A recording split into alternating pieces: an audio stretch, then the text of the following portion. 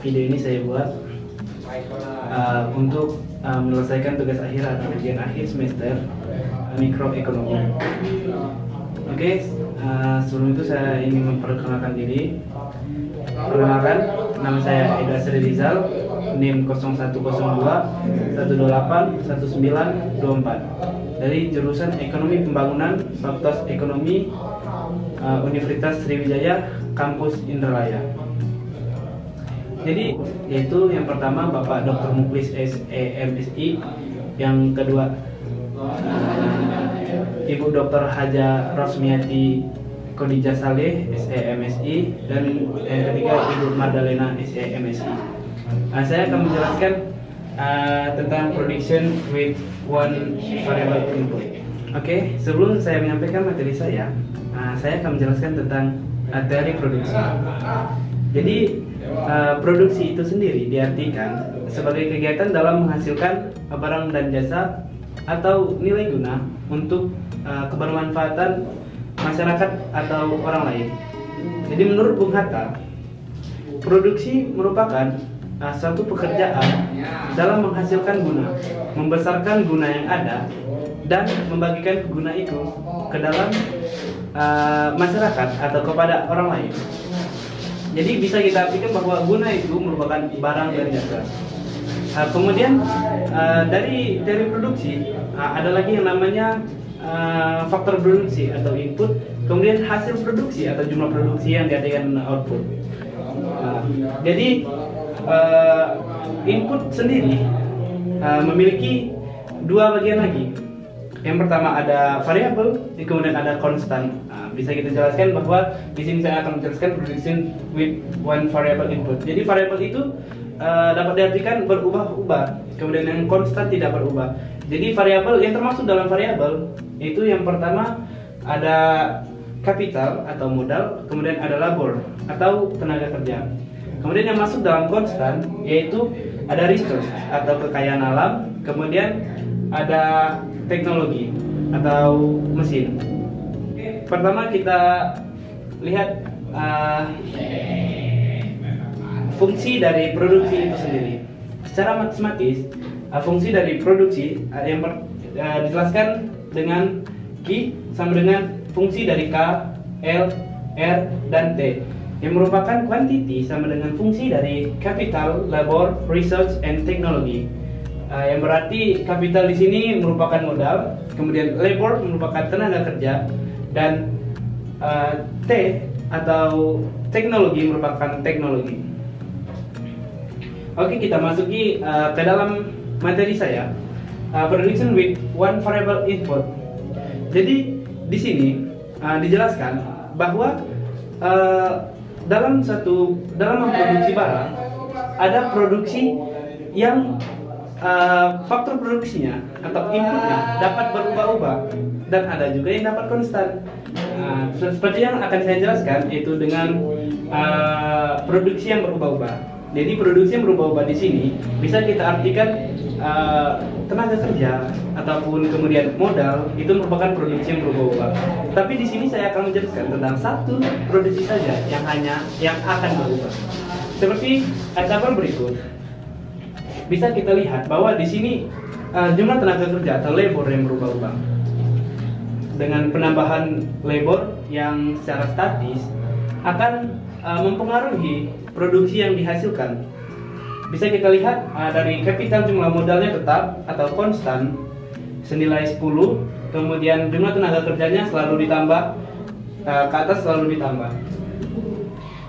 Kita amati lagi bahwa ketika penambahan jumlah tenaga kerja akan menghasilkan kombinasi-kombinasi dengan hasil produksi yang berbeda.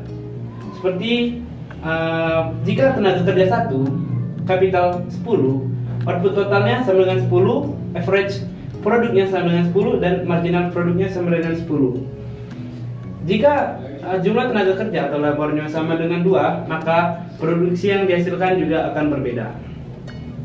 Dari marginal sendiri bisa kita lihat bahwa puncak dari penambahan tenaga kerja itu berada pada kolom 4, dengan tenaga kerja 4 dengan menghasilkan produk marginalnya dan average produknya senilai 20. Tetapi jika kita lihat semakin penambahan dari tenaga kerja itu semakin tidak efisien atau tidak efektif produktivitasnya, sehingga akan menghasilkan kontraproduktivitas. Bisa kita lihat dari angka 8 sampai angka 10 secara rasional itu tidak berlaku di dalam ekonomi, bahwa suatu produksi yang dihasilkan dengan hasil yang minus. Jadi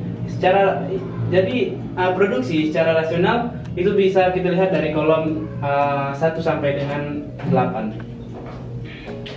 Kita juga bisa lihat produksinya yang terbagi menjadi 3 tahap. Yang pertama adalah tahap dengan titik-titik garis berikut, output per bulan dan tenaga kerja per bulan. Untuk average produk dan marginal produk akan saya jelaskan setelah saya menjelaskan.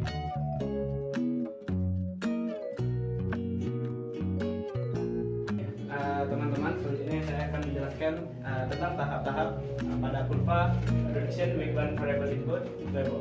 Jadi dengan variabel berubah mengakibatkan kombinasi yang berubah.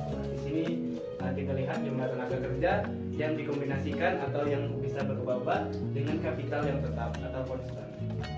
Jadi kurva ini dibagi menjadi 3 tahap. Tahap pertama yaitu ketika average produk itu bertumbuh dengan pesat, kemudian marginal produk juga bertumbuh dengan pesat, sehingga bisa kita lihat di sini dari titik origin hingga ke titik 3 bahwa itu merupakan perkembangan yang pesat, sehingga mengakibatkan AP sama dengan MP. Kemudian pada tahap kedua average produk mengalami penurunan, diakibatkan dari penambahan yang tidak kontraproduksi, sehingga keefisiensian dan keefektifan dalam memproduksi itu tidak lagi sesuai dengan yang diharapkan, dengan penambahan marginal atau tenaga kerja yang berlebihan. Kemudian pada tahap ketiga, marginal produk itu mulai berslope negatif secara ekonomi. Ini tidaklah rasional karena tidaklah suatu produksi menghasilkan barang atau jasa dengan slope yang negatif. Saya akan menjelaskan tentang produksi total. Yang ingin saya jelaskan tadi bahwa produksi total yaitu jumlah produksi yang dihasilkan oleh sejumlah tenaga kerja tertentu. Keadaan dalam tahap ketiga ini menunjukkan bahwa tenaga kerja yang digunakan adalah jauh melebihi daripada yang diperlukan untuk menjalankan kegiatan produksi tersebut secara efisien. Kemudian produksi rata-rata atau average product. Produksi rata-rata itu produksi secara rata-rata. Apabila produksi total atau total product, jumlah tenaga kerja adalah labor, maka produksi rata-rata atau average product dapat dihitung dengan menggunakan persamaan berikut. Average product sama dengan total product per labor. Kemudian produksi marginal. Produksi marginal yaitu tambahan produksi yang diakibatkan oleh pertambahan satu tenaga kerja yang digunakan. Apabila perubahan labor adalah pertambahan tenaga kerja, perubahan dari total produk adalah pertambahan dari produksi total, maka produksi marginal atau marginal product dapat dihitung dengan menggunakan persamaan berikut. Marginal product sama dengan ATP atau perubahan total product per perubahan labor.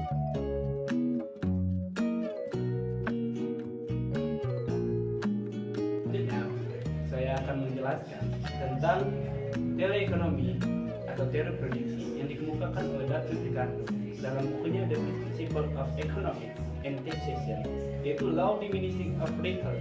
Jadi Law Diminishing of Return yaitu apabila penambahan satu input macam barang, maka akan mengakibatkan pertambahan dengan catatan bahwa barang lain itu konstan atau tetap. Jadi produksi akan selalu cepat atau pesat pertambahannya. Kemudian pada titik tertentu atau puncak tertentu, pertambahan akan melambat dan semakin menurun hingga produksi bernilai negatif. Jadi perlambatan ini ketika sudah memuncak maka akan menurun dan bersifat negatif. Seperti bisa kita lihat, ini merupakan salah satu contoh kurva low diminishing of return. Jadi ketika pertambahan marginal atau perubahan suatu produk sehingga naik garis kurvanya, dan pada puncak tertentu dan titik tertentu, maka perubahan tersebut akan menurun seiring berjalan waktu dan seiring pertambahannya dari variabel marginal. Seperti kita lihat di kurva ini, ketika mencapai puncak D, kemudian setelah mencapai puncak D, kurva akan menurun atau akan perlambat pertumbuhannya dan berslope negatif. Nah, tadi kan kita menjelaskan tentang prediction with one variable input labor. Sekarang kita beralih dengan materi prediction with two variable. Jadi dijelaskan tadi bahwa dengan satu variabel atau satu variabel yang berubah itu digunakan dalam waktu jangka pendek. Jadi dengan dua variabel ini biasanya digunakan dalam jangka waktu yang panjang. Dalam dua variabel yang berubah, itu yang berubah yaitu capital sama labor, atau modal dan tenaga kerja, yang inputnya dikombinasikan sehingga menghasilkan output yang efektif dan efisien. Pertama saya akan menjelaskan tentang isoquant terlebih dahulu. Dengan pengertian, isoquant merupakan kurva yang menunjukkan seluruh kemungkinan kombinasi input yang menghasilkan output yang sama. Kombinasi yang terjadi antara modal dan tenaga kerja. Isoquant ini memiliki karakteristik yang pertama cembung ke titik origin, yang kedua di daerah yang relevan berslope negatif, dan yang ketiga tidak pernah berpotongan. Jadi dari garis-garis kurva ini menunjukkan tidak akan terjadinya perpotongan dan selalu di daerah yang relevan berslope negatif. Kemudian kumpulan-kumpulan atau gabungan dari kurva-kurva isoquant itu disebut dengan isoquant conformal map atau peta isoquant. Jadi gabungan dari kurva-kurva isoquant digabungkan disebut dengan peta isoquant. Bisa kita lihat di sini bahwa perubahan yang terjadi antara modal dan tenaga kerja menghasilkan kurva seperti ini, menghasilkan kombinasi-kombinasi untuk output yang berbeda. Dengan kombinasi perubahan input modal serta input tenaga kerja, dengan kita bisa lihat garis pertama yaitu merupakan gabungan atau paduan dari modal dan tenaga kerja per tahunnya. Kurva berslope miring seperti ini, kemiringan. Kemudian kita lihat hasilnya, garis yang pertama itu berjumlah 55 berdasarkan tabel. Kemudian dengan penambahannya tenaga kerja dan modal dilakukan, sehingga perubahan tersebut naik menjadi 75. Tetapi seperti yang kita lihat bahwa marginal bertambah, kemudian output bertambah dan marginalnya semakin menurun. Bisa kita lihat di sini bahwa dari 55 ke 75 dan 75 ke 90 yang menyatakan bahwa marginalnya menurun dan outputnya terus bertambah. Jadi kurva isoquant merupakan kurva yang bisa kita lihat bahwa setiap dari pertambahan dari tenaga kerja dan modal itu akan menghasilkan output yang semakin tinggi, tetapi dengan marginal yang menurun. Oke, saya akan menjelaskan tentang garis batas substitusi atau right line of substitution. Apabila dicari semua kemungkinan penggunaan faktor produksi pada isoquant, maka bentuk isoquant tidak akan asimptotis terhadap sumbu L atau labor atau tenaga kerja dan sumbu kapital atau modal. Hal ini karena kemampuan suatu faktor produksi untuk menggantikan faktor produksi yang lain agar tetap menghasilkan tingkat produksi yang sama adalah terbatas. Keterbatasan ini dikarenakan produktivitas faktor-faktor produksi yang juga terbatas. Ingat bahwa produk marginal atau marginal produk akan sama dengan 0 bila penggunaan faktor produksinya terlampau besar. Sedangkan faktor produksi lain yang mendukung tidak berubah atau terlalu sedikit. Apabila titik ini dicapai, maka MRTS LK sama dengan 0. Selewatnya dari titik ini pada isoquant, tidak mungkin terjadi substitusi. Apabila titik ini ditentukan pada semua isoquant atau isoquant map dalam ruang faktor produksi atau relevant range, yaitu daerah yang memungkinkan bagi produsen untuk berproduksi dengan kombinasi dua input di beberapa tingkat isoquant, dan kemudian dihubungkan satu tangan dengan yang lain, maka akan diperoleh garis batas substitusi atau right line of substitution. Pada titik A, B, C, slope lereng dari isoquant tersebut adalah tidak terhingga atau negatif. Pada titik-titik tersebut penggunaan modal atau capital relatif terlalu banyak terhadap tenaga kerja, sehingga produk marginal dari modal capital adalah 0.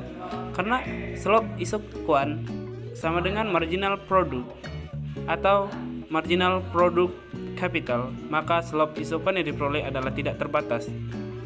Dalam keadaan yang dimiliki ini, apabila kuantitas modal atau kapital terus bertambah, produk marginalnya akan menjadi negatif dan volume produksi atau total produknya menjadi justru menurun. Sehingga lewat batas tersebut tidak relevan lagi untuk melakukan kegiatan produksi, dan di daerah space di luar garis batas substitusi disebut irrelevant range. Pada titik-titik D, E, F, penggunaan tenaga kerja relatif terlalu banyak terhadap modal K, sehingga produk marginal dari tenaga kerja atau labor sama dengan 0, maka slope isoquant pada titik tersebut sama dengan 0. Marginal rate of technical substitution atau MRTS dari substitusi teknik marginal menunjukkan jumlah input modal atau kapital yang harus dikorbankan oleh produsen untuk memperoleh tambahan satu unit input tenaga kerja atau labor agar tetap berada pada isoquant yang sama untuk mempertahankan tingkat output yang sama. MRTS labor capital itu menunjukkan slope atau nilai kemiringan dari kurva isoquant, sehingga MRTS sama dengan labor capital sama dengan min marginal product labor atau marginal product capital sama dengan SQ per SL atau SQ per SK sama dengan min SQ per SL dikali SK per SQ sama dengan SK per SL. Oke, selanjutnya setelah kita mengetahui tentang kurva isoquant, saya akan menjelaskan tentang kurva isokos atau garis ongkos sama. Kurva isokos merupakan kurva yang menunjukkan berbagai kombinasi tenaga kerja dan modal yang berbeda yang dapat dibeli oleh sebuah perusahaan dengan suatu pengeluaran total dan harga-harga tertentu. Semakin besar isokosnya, maka besar pula hasil yang dapat diperoleh. Sebaliknya, semakin kecil isokos, semakin kecil hasilnya. Untuk dapat membuat garis isokos diperlukan data berikut. Yang pertama, harga faktor-faktor produksi yang digunakan. Yang kedua, jumlah uang atau modal yang tersedia untuk membeli faktor-faktor produksi. Berikut contoh dari penyelesaian soal. Anggap sewa mesin adalah $25 dan upah tenaga kerja juga $25. Maka dengan total biaya $100 atau kapital modal, jumlah maksimum mesin yang dapat disewa adalah 4. Jumlah maksimum tenaga kerja yang dapat dipekerjakan adalah 4. Begini garisnya. Tarik garis dari kapital atau modal 4 dengan tenaga kerja. Jika terjadi perubahan anggaran produksi, maka kurva isokos akan bergeser.